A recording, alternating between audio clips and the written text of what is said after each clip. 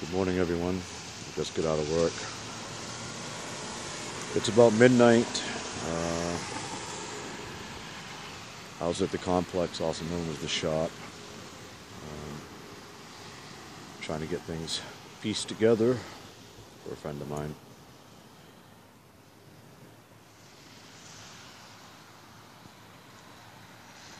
I'm downtown Bangor.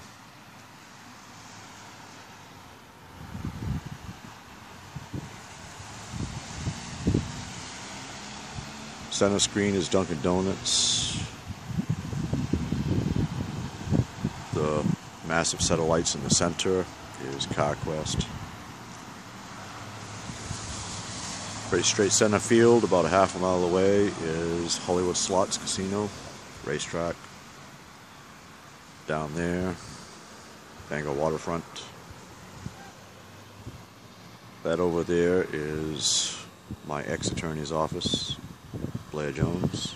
And right beside that orange light on the right-hand side, Bangor Police Department.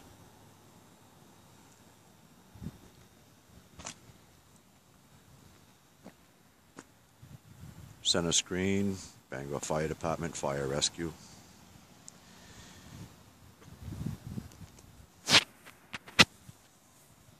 It's actually raining a little bit now.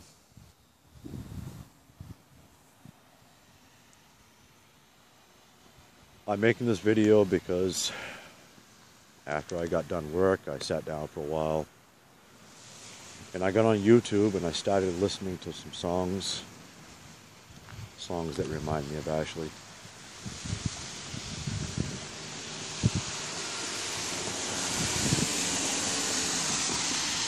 And I found myself getting very depressed. I still am.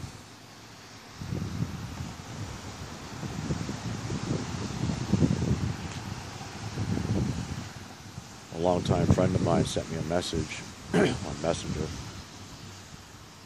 Asked me how I describe Ashley. I don't know how many has watched the video, but I posted the video that describes how I feel inside my heart about Ashley.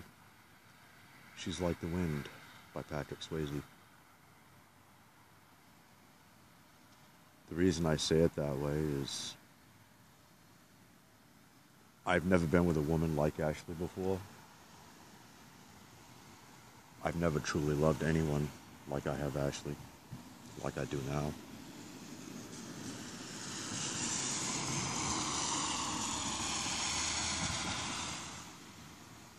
I'm kind of at loss of words because it's painful. It hurts. It's very painful.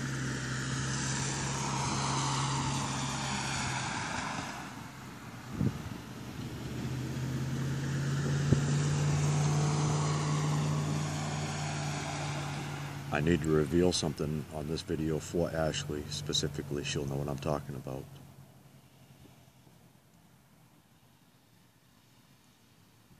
This morning, I confronted the man that raped you down here at the waterfront. All I can tell you is he'll never rape another woman again. Ever.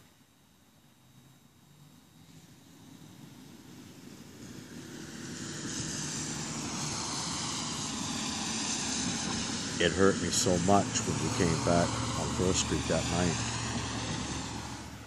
You and him. You ran right to the shower, took a long shower.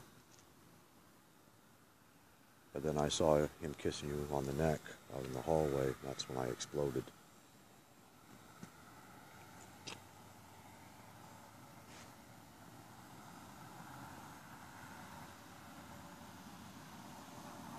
But don't worry, Ashley. One thing is for certain, he'll never rape another woman again.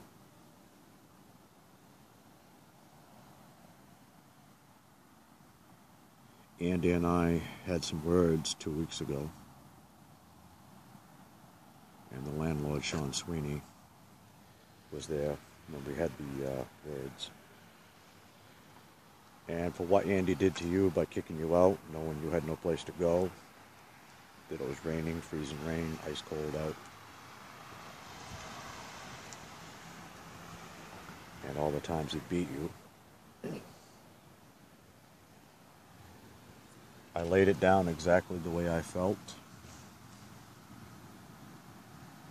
All I can say, you'll know what I'm talking about. Andrew Collins is no longer at 71 First Street, Apartment 6.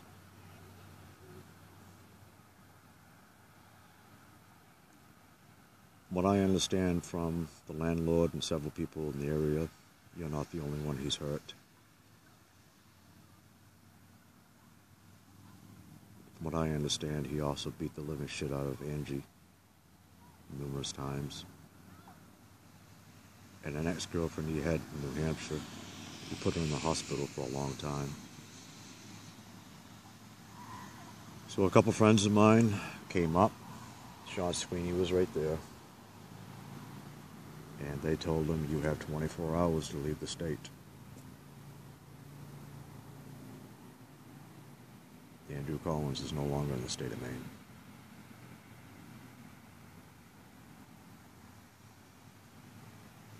Justin Amos, the one that was with Cece, he finally got his life sorted out.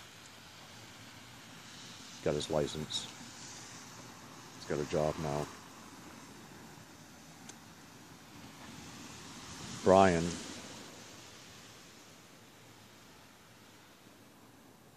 him and I made amends, put the past behind us.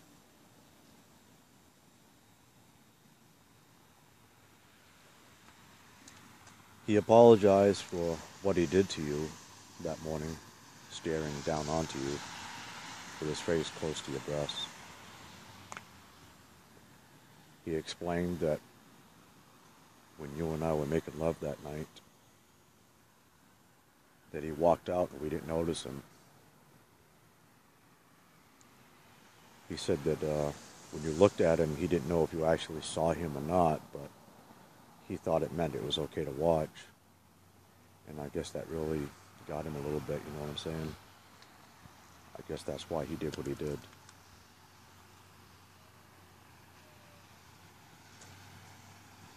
Cece got herself in a lot of trouble with Will. Heroin, cocaine, bath salts, weed, pills, alcohol. And I guess Will, being that he was a woman beater, he hurt her real bad.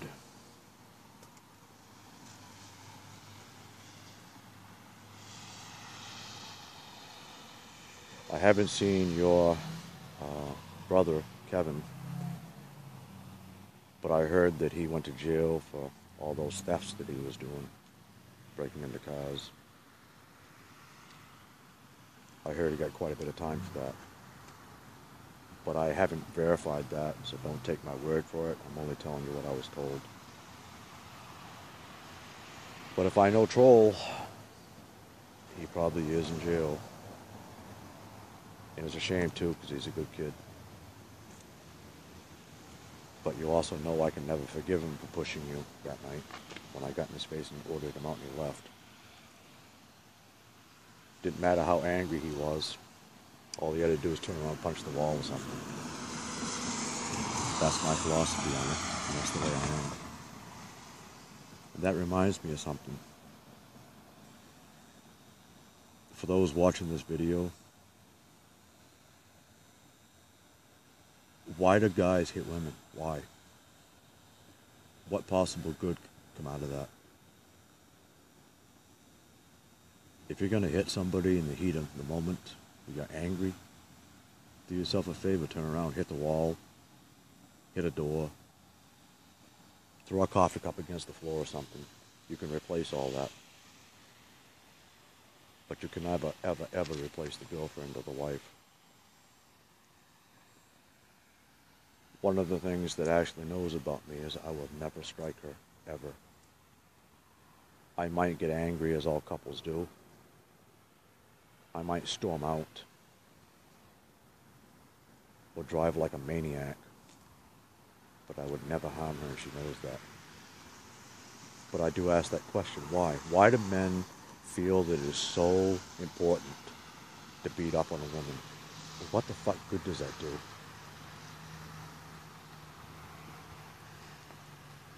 I'm sorry, I'm just unloading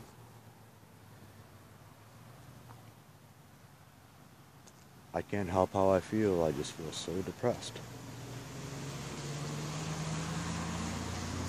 Every day that goes by that I'm away from Ashley is tearing my fucking soul apart, and I don't even know how to explain it to people anymore. I know exactly where she's at, right to the very street number. But I can't go get her, because it would hurt her and the baby, because it would place them both on the run.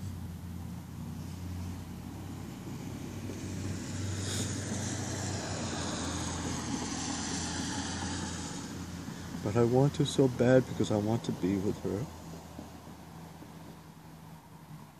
And I want to feel her against me and just hold her. And I can't. And it's tearing me apart.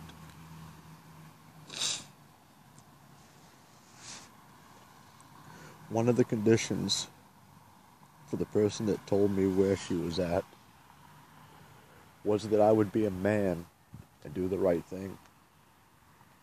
As much as she may want to be out of here, to just let it be for a while. For her and for the baby. And I promised him I would do that. But it hurts me so much not being able to see her, to talk with her, to hold her, to put my hand on the belly and feel the baby, to get down on my knees and talk to the baby.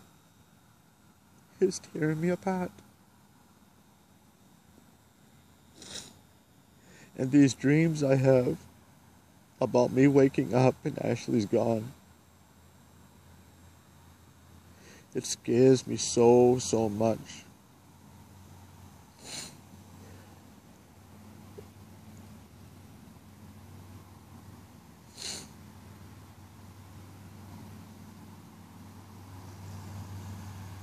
I don't even know how to explain how I feel to anybody anymore.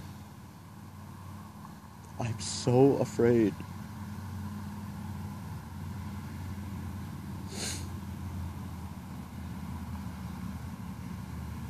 Ashley knows the situation about my biological family. And how when I was younger my name had to be changed because my grandma had it changed to protect me. So every bit of information concerning me and my biological father that was online was erased, trying to protect me. You know, a lot of people don't even know that my birth name was Alfonso Gravano.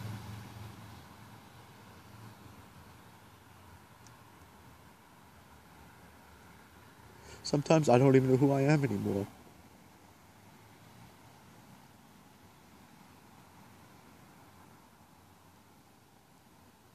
God, I've made a lot of fucking mistakes in my life. And I wish to dear Christ I could change it, but I can't. All I can do is live today and hope for a tomorrow.